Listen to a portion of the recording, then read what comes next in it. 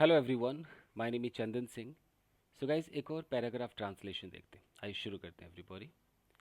यहाँ पर पहला सेंटेंस है कि सुहानी एक हाउसवाइफ है। छोटा सा है, स्टेट ऑफ बीइंग कहते हैं इसे। इसमें एक्शन नहीं होता है, तो कैसे लिखेंगे हम?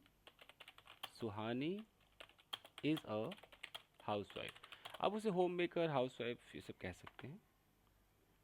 अगला सेंटेंस है, वो एक सॉफ्टवेयर इंजीनियर थी। अच्छा सॉरी, यहाँ सुहानी एक हाउसवाइफ थी है तो हमें वॉज लगाना पड़ेगा कि पास्ट की बात। सुहानी वॉज अ हाउसवाइफ, वो एक सॉफ्टवेयर इंजीनियर थी, ये भी पास्ट की बात है, तो कैसे बोलेंगे? She was a software engineer. She was a software engineer, ये हो गया। अब हमारा सेंटेंस है, उसके पति एक गवर्नमेंट एम्प्लॉय थे। अब ये भी एक छोटा सा स्टेट ऑफ बीइंग है। उसके पति यानी कि हर हस्बैंड, तो हर husband was a government employ, ये हो गया। अब है कि सुहानी का एक 10 साल का बेटा था जो एक बड़े स्कूल में पढ़ता था। तो अब इसे हम कैसे करेंगे? यहाँ स्टेट ऑफ पोजीशन आप यहाँ पर लगाएंगे कि सुहानी का एक 10 साल का बेटा था। सो सुहानी, कलर चेंज करते हैं, देखिए, सुहानी हैड अ, अच्छा जैसे आप अ लगाएंगे तो ध्यान दीजिए, 10 साल का बेटा है तो अ 10 ईयर ओल्ड सन। आप यहाँ पर ईयर्स नहीं बोल सकते। सुहानी हैड अ, और यहाँ पर आप हाइफन लगा सकते हैं अ, यहाँ भी आप हाइफन चाहे तो लगा सकते हैं। अ 10 ईयर ओल्ड सन नहीं भी लगा सकते हैं, चलेगा। ईयर्स नहीं बोलना है, क्यों? क्योंकि हमने यहाँ पर एक तो सन बोला है और यहाँ पर अ बोला है। ईयर्स कब बोलते हैं? जैसे कि मैं सीधा बोलूँ कि यार उसका बेटा 10 साल का है, हिज सन, सन को मैं पहले कर दूँ, his son is 10 years old. लेकिन लास्ट में अगर सन बोलोगे आप तो यहाँ अ लगाओ और यहाँ ईयर्स मत लगाओ। ओके, अच्छा। तो सुहानी का एक 10 साल का बेटा था, तो Suhani had a 10 year old son जो एक बड़े स्कूल में पढ़ता था। अब यहाँ जो है मतलब ये एक एडिशनल इन्फॉर्मेशन है, ये एडजेक्टिव क्लॉज में जाएगा, तो यहाँ पर हमें एक रिलेटिव प्रोनाउन लगाना होगा हु। बड़े स्कूल में पढ़ता था यानी कि हु स्टडीड इन अ बड़ा स्कूल। देखो, बड़े को हम क्या कह सकते हैं? बड़े को तो ऐसे हम बिग मैसिव कह सकते हैं, बट यहाँ बड़ा बिल्डिंग से नहीं था, बड़ा फेमस से था। तो यानी कि वेल नॉन आप कह सकते हो। Who studied in a well, यहाँ पर आप वेल कर दो, यहाँ नोन कर दो, वेल नॉन स्कूल। आप चाहो तो एक और वर्ड होता है, उसको इलस्ट्रियस कह सकते हो। Illustrious, illustrious school. इलस्ट्रियस मतलब बहुत ही फेमस, बड़ा सा। ये हो गया। अब है कि हमेशा की तरह सुहानी, यहाँ सुहानी है, हमेशा की तरह सुहानी अपने ऑफिस गई। हमेशा की तरह की इंग्लिश क्या होती है? इसकी इंग्लिश होती है एज यूजुअल। कैसे बोलेंगे? एज यूजुअल, ठीक है। सुहानी अपने ऑफिस गई, पास्ट इंडेफिनिट टेंस है, तो आप कैसे बोलोगे कि Suhani went to her office, went to her office, ठीक है। अब है, 8 घंटे काम करने के बाद वो ऑफिस से बाहर निकली और पार्किंग लॉट गई। अभी पूरा सेंटेंस है। तो ये जो आता है ना कि 8 घंटे काम करने के बाद, यानी कि जब आप आफ्टर का यूज़ करते हो तो आफ्टर के साथ आप जेरेंट का यूज़ कर सकते हो। तो after working for 8 hours, after working for 8 hours, इसका मतलब हो गया 8 घंटे काम करने के बाद। आफ्टर वर्किंग फॉर 8 आवर्स वो ऑफिस से बाहर निकली और पार्किंग लॉट गई। यहाँ पर एक कॉमा लगाइए, यहाँ लिखिए कि she came out of office and, यहाँ पर एंड कर दीजिए, and went to the parking lot, parking lot, ठीक है। After working for 8 hours she came out of the लगा दो, out of the office and went to the parking lot. अब देखिए, उसकी स्कूटी के दोनों टायर्स पंचर थे। अब हम कैसे बोलेंगे? उसकी स्कूटी के दोनों टायर्स, तो बोथ, आप बोथ से शुरू करो। Both the tyres, both the tyres of her scooty. अब बात टायर्स की हो रही है तो हम यहाँ पर वर लगाएंगे, क्योंकि एक से ज़्यादा है। Both the tyres of her scooty were, puncture को आजकल की इंग्लिश में फ्लैट कहा जाता है, फ्लैट यूज़ कर सकते हो। तो both the tyres of scooty were flat चलेगा। वैसे पंचर इंग्लिश वर्ड भी है बट फ्लैट भी सही। आसपास कोई मैकेनिक भी नहीं था, तो आसपास कोई मैकेनिक भी नहीं था कैसे बोलेंगे? यहाँ पर आप देयर का सहारा ले सकते हो कि there was not any mechanic. Mechanic आसपास, नियर बाय नियर बाय बोल सकते हो। चलिए आगे देखते हैं। तभी वहां उसका एक कलीग आ गया जिसके पास एक बाइक थी। अब देखिए, तभी वहां उसका एक कलीग आ गया। तभी को आप इंग्लिश में क्या बोल सकते हो? तभी को बोल सकते हो जस्ट देन, जस्ट देन। अच्छा, उसका एक कलीग, इससे ये पता चलता है कि उसके कलीग ज्यादा होंगे तभी तो एक आया होगा, तो फिर आप यहाँ वन ऑफ का इस्तेमाल करो। Just then one of her colleagues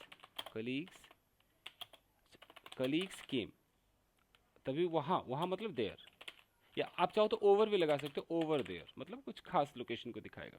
अच्छा, मैंने यहाँ पर वन ऑफ हर कलीग्स क्यों लिखा, कलीग क्यों नहीं लिखा? क्योंकि उसके बहुत सारे कलीग्स होंगे तभी तो उसमें से एक आया होगा। तो याद रखना, कभी भी वन ऑफ माई फ्रेंड नहीं होता है, वन ऑफ माई फ्रेंड्स होता है। You know, one of my sister नहीं होता है, वन ऑफ माई सिस्टर्स होता है। इस बात का आप ख्याल रखें। तो just then one of our colleagues came over there, वहाँ पर आ गया। अच्छा, यहाँ से एक एडजेक्टिव क्लॉज है कि जिसके पास एक बाइक थी। अब ये एक्स्ट्रा इन्फॉर्मेशन इसे कहते हैं, तो हु हैड अ बाइक। ठीक है, हु हैड अ बाइक। चलिए, उसने कहा कि वो सुहानी को उसके घर तक ड्रॉप कर देगा। अब हम इसे या तो डायरेक्ट स्पीच में बनाए या इनडायरेक्ट स्पीच में बनाए। यहाँ पर ये इनडायरेक्ट स्पीच में लिखा हुआ है कि उसने कहा, मतलब ही सेड। क्या कहा भाई? वो डायलॉग क्या है कि वो सुहानी को उसके घर ड्रॉप कर देगा। दैट, यहाँ दैट लगाओ, कंजंक्शन लगाओ, दैट ही। अब चूंकि ये इनडायरेक्ट है तो आपको विल को वुड करना पड़ेगा। तो he said that he would drop her मतलब Suhani, he would drop her at her house, उसके घर पे ड्रॉप कर देगा। ये इनडायरेक्ट स्पीच है। अगर ये डायरेक्ट स्पीच होता तो हम कैसे बोलते कि भाई उसने कहा, ही सेड, उसने सुहानी से कहा, ही सेड टू सुहानी, मैंने तुम्हें घर पे ड्रॉप कर दूंगा। I will drop you at your home या हाउस, एट योर हाउस। तो ये हमारे ऊपर है कि हम उसको डायरेक्ट में बोले, इनडायरेक्ट में बोले। अच्छा, सुहानी मान गई और उसके बाइक पर बैठ गई। सुहानी मान गई। अच्छा, मान गई मतलब क्या, कैसे बोलेंगे इसको? अगर मैं आपसे कहता हूँ कि चलो मैं तुम्हें ड्रॉप कर देता हूँ और आप मान जाते हो, तो मान जाते हो मतलब आप अग्री करते हो, एक्सेप्ट करते हो, यू नो। तो सुहानी अग्रीड, सहमत हो गई, अग्रीड। या अग्रीड हो सकता है, सुहानी एक्सेप्टेड द ऑफर, उस ऑफर को एक्सेप्ट कर लिया। अग्रीड काफ़ी है, सुहानी मान गई और उसके बाइक पर बैठ गई। एंड सैट, जब हम कोई पीछे बैठता है उसको पिलियन कहा जाता है, sat pillion on his bike, उसके पीछे मतलब पीछे बैठ गई वो। अच्छा, उसके कलीग का नाम अर्जुन था, उसके कलीग का नाम अर्जुन था। अब आप ये कैसे ट्रांसलेट करेंगे? उसके कलीग का नाम अर्जुन था, ये भी आपका एक स्टेट ऑफ बीइंग में जाएगा। या तो आप द नेम से शुरू करो कि the name of her colleague was Arjun, और नहीं तो आप ऐसे भी कह सकते हो कि हर कलीग्स, फिर यहाँ पर एपोस्ट्रॉफी एस लगाना पड़ेगा, her colleague's name was Arjun. Getting the point? चलिए, अब है कि अर्जुन बाइक चलाने लगा और जब वो चौराहे पर पहुंचा, अचानक किसी ने सुहानी के कान में कहा, बच के, तुम्हारा एक्सीडेंट होने वाला है। ये अब इससे आप कैसे बोलोगे? अर्जुन बाइक चलाने लगा, Arjun started riding the bike, चलाने लगा। और एंड, जब वो चौराहे पर पहुंचा, एंड व्हेन ही रीच्ड, पहुंचा, रीच के बाद कोई प्रपोजिशन नहीं आता है, तो व्हेन ही रीच्ड द, चौराहे को क्या बोलते हैं इंग्लिश में? क्रॉसवे। आप बताना क्या बोलते हैं, मैं क्रॉसवे लिख रहा हूं। When he reached the crossway, okay, चौराहे पर पहुंचा, अचानक, सडनली किसी ने सुहानी के कान में कहा, समवन सेड। अब देखो सुहानी के कान में कहा, आप चाहो तो लिटरल ट्रांसलेट कर सकते हो कि सेड इन हर ईयर और वट एवर, ऐसे लिटरल भी कह सकते हो, बट कान में कहा मतलब काफी क्लोजली कहा, क्लोज टू द ईयर। तो someone said, said coming close to Suhani's ear. मैं ऐसे कर देता हूँ कि सुहानी के कान के पास आकर कहा, मैंने थोड़ा सा घुमा दिया। सेड यहाँ कमिंग आईएनजी का मतलब है आकर के, वो एक्चुअली प्रेजेंट पार्टिसिपल आप लगाओगे तो समझ में आ जाएगा। Someone said coming close to Suhani's ear, कहा, क्या कहा, बच के। बच के मतलब वॉच आउट, वॉच आउट, तुम्हारा एक्सीडेंट होने वाला है। अब होने वाला है means you are going to meet with an accident, you are going to meet with an accident. देखो ऐसा नहीं कि वाला है तो मैं अबाउट ही दिमाग में आप लोग के आता होगा ना कि वाला वाली तो अबाउट, ऐसा ज़रूरी नहीं होता है, सिचुएशन देखना पड़ता है। अबाउट हम तब लगाते हैं एकदम कि तुरंत बस यूँ एक सेकेंड में कुछ बस हो ही जाएगा, तब हम लगाते हैं। लेकिन अगर हम चाहें तो गोइंग टू का भी इस्तेमाल कर सकते हैं, you are going to meet with an accident, ऐसे भी कह सकते हैं। अगर आपका दिल नहीं मान रहा है तो आप अबाउट टू लगा दो, you are about to meet with an accident, ऐसे भी कह सकते हैं। चलो होने वाला है, हो गया। ऐसे भी हो सकता है कि you might meet with an accident, ऐसा भी तो हो सकता है ना, कि शायद तुम्हारा एक्सीडेंट हो जाएगा। अब है कि सुहानी ने पीछे देखा लेकिन वहां कोई नहीं था, तभी एक तेज रफ्तार कार आई और अर्जुन के बाइक को पीछे से हिट कर दिया। इतना बड़ा हमारा सेंटेंस है। तो सुहानी ने पीछे देखा, कैसे होगा, सुहानी देखो ये पीछे देखा, सॉ बैक हम कह सकते हैं, बट टर्न्ड अराउंड ये ज्यादा अच्छा है ना। सुहानी टर्न्ड अराउंड, थोड़ा सा पीछे टर्न किया अराउंड, सुहानी टर्न्ड अराउंड, पीछे देखा, लेकिन बट वहां कोई नहीं था। अब देखो यहां भी हम देयर से इंट्रोड्यूस कर सकते, but there was no one. देखो देयर वॉज नो वन और फिर देयर लगा दो, एक देयर इंट्रोड्यूस करने के लिए और एक देयर लोकेशन को दिखाने के लिए। So there was no one there, वहां कोई नहीं था। ओके वहां कोई नहीं था, तभी जस्ट देन, वहां कोई नहीं था, जस्ट देन तभी एक तेज रफ्तार कार आई और स्पीडी कार केम आई और अर्जुन के बाइक को पीछे से हिट कर दिया। एंड अब देखो हिट करने की इंग्लिश हिट भी होती है, कोलाइड भी होती है, बम्प इनटू भी होती है, रन इनटू भी होती है। चलो मैं बम्प कर देता हूँ, एंड बम्प्ड इनटू अर्जुन का बाइक। तो अर्जुन बाइक पीछे से, फ्रॉम बिहाइंड, हो गया, कर दिया, क्लियर। चलो वो टक्कर इतनी जोरदार थी कि सुहानी एक बॉल की तरह हवा में उड़ गई, लेकिन कुदरत का करिश्मा ऐसा था कि वो किसी कार के टॉप पर गिरी, जिसकी वजह से उसके सर में चोट नहीं आई। कैसा होगा, ओके वो टक्कर इतनी जोरदार थी, कैसे बोलोगे, टक्कर मतलब क्या, कोलिजन, दैट कोलिजन, जैसे हम कोलाइड बोलते हैं ना, तो एक बार आप गूगल सर्च कर लेना, कोलिजन लिख रहा हूं मैं, टक्कर, दैट कोलिजन। नहीं तो आप हिट को हिट भी कह सकते हो, हिट नाउन की तरफ यूज कर सकते हो कि दैट हिट। ओके तो वॉज बहुत ज़्यादा, बहुत जोरदार मतलब क्या, वो सो इंटेंस है, इंटेंस था। That collision was so intense, so impactful, so powerful, और क्या क्या हो सकता है, पावरफुल, सो इम्पैक्टफुल, इतना जोरदार था, सो इम्पैक्टफुल कि सुहानी एक बॉल की तरह हवा में उड़ गई। अब यहां पर मैं आगे क्या लगाऊं, that collision was so intense that, यहाँ दैट लगाना पड़ेगा, सो और दैट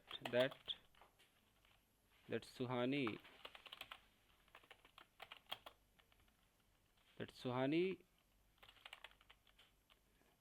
उड़ गई मतलब बाउंस हो गई, तो सुहानी बाउंस्ड करना चाहिए ना, उड़ गई मतलब सुहानी बाउंस्ड, बाउंस सो हाई, बहुत ऊंचा बाउंस हो गई, like a ball, like a ball, एक बॉल की तरह, बॉल के माफिक, है ना। That collision was so impactful that Suhani bounce so high like a ball, उड़ गई। लेकिन कुदरत का करिश्मा ऐसा था, बट कुदरत का करिश्मा क्या बोल सकते, by the grace of God, but by the grace, grace क्या था, by the grace of God, ऐसा था कि वो किसी कार के टॉप पर गिरी, by the grace of God she fell upon upon the top of a car पर गिरी। अपॉन मैंने क्यों लगा, ऑन क्यों नहीं लगाया, क्योंकि कोई मोशन में आ रहा है तो अपॉन लगाना उचित है, ऑन। आप चाहो तो अपॉन की जगह ऑन टू भी लगा सकते हो, फेल ऑन टू भी लगा सकते हो। जैसे खाली किसी को ऑन लगाने का मन है ना, तो मोशन दिखाने के लिए ऑन टू लगा दो, जैसे इन का इन टू होता है ना मोशन के लिए, वैसे। तो fell on to the top of a car पर गिरी, जिसकी वजह से उसके सिर में चोट नहीं आई, due to which her head didn't get injured, ऐसा भी कह सकते हैं, या ऐसा भी कह सकते हैं कि she didn't get injury in her head, या ऑन हर हेड।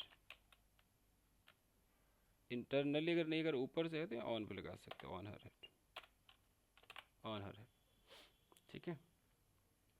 चलिए, अर्जुन ने अच्छा, अर्जुन के हेलमेट ने उसे बचा लिया, इसे कैसे बोलेंगे, अर्जुन के हेलमेट ने, यानी कि या तो आप अर्जुन से हेलमेट कर दो, अर्जुन हेलमेट, या द हेलमेट ऑफ अर्जुन भी कर सकते हो, ऐसे भी कह सकते हो कि द हेलमेट ऑफ अर्जुन, उसे सेव कर लिया, saved him, protected him, saved, protected him, बचा लिया। दोनों घायल थे, इसलिए उन्हें पास के हॉस्पिटल में ले जाया गया और 2 घंटे में उन्हें डिस्चार्ज कर दिया गया। दोनों घायल थे, कैसे होगा भाई, दोनों घायल थे। Both of them were injured, यहाँ इंजर्ड एक एडजेक्टिव है, जैसे मैरिड होता है ना, आई एम मैरिड, वैसे इंजर्ड एक एडजेक्टिव है, इसलिए V3 आपको दिखाई दे रहा होगा। तो both of them were injured, दोनों घायल थे। अच्छा, घायल थे, कहाँ गया, इसलिए दैट्स वाई उन्हें पास के हॉस्पिटल में ले जाया गया। दे वर रस्ट कर देते हैं यहाँ पर, they were rushed to the nearby hospital, ले जाया गया, एंड 2 घंटे में उन्हें डिस्चार्ज कर दिया गया, and they were discharged after 2 hours, या 2 आवर्स लेटर भी कह सकते हैं। अब है, सवाल उठता है कि वो कौन था जिसने सुहानी के कान में एक्सीडेंट वाली बात बोली थी, वो कौन था, कैसे होगा गाइस, बट सवाल उठता है, बट द हॉट क्वेश्चन है, the hot question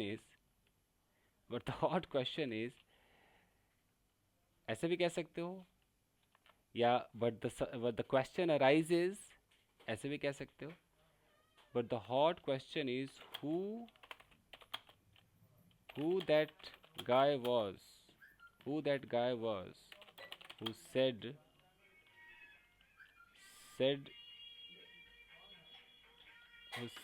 to Suhani about the accident के बारे में कहा। कान की जगह मैंने ईयर, कान के लिए ईयर नहीं लिखा है, सीधा said to Suhani about the accident, but the hot question is, अगर ऐसे नहीं बोलना है तो बट द क्वेश्चन अराइजेस, ऐसे भी कर सकते हो। आगे आप सोचना। The question about arises about the person who said to Suhani